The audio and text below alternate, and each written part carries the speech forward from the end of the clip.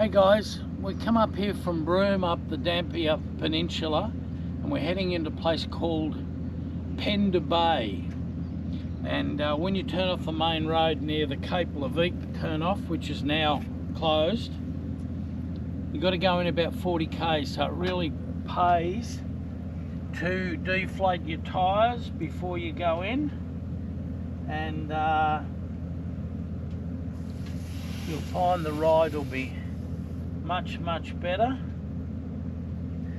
and you won't shake your fillings out at the same time. So we've hooked up the Clearview Tyre Spider, and now I'm going to go around the other side and I'm going to show you how it works. I've hooked up all 4 tyres, so come around here.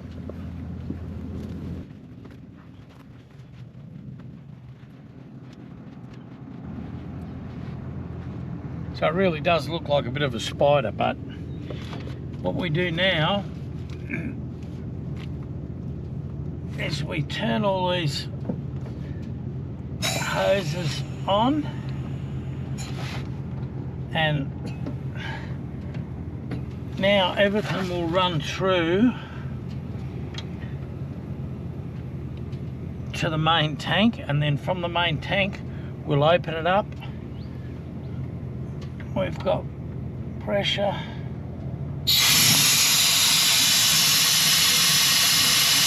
So now we can stand back and relax instead of being down on your knees. Getting down on your knees in a heat like this, I struggle. I need a bobcat to lift me back up again. But we'll wait a few minutes and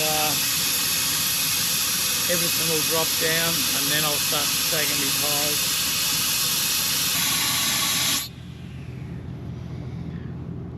So I started off, I had 82 psi in the rear tyres on this because it's a truck, and on the front I had 65.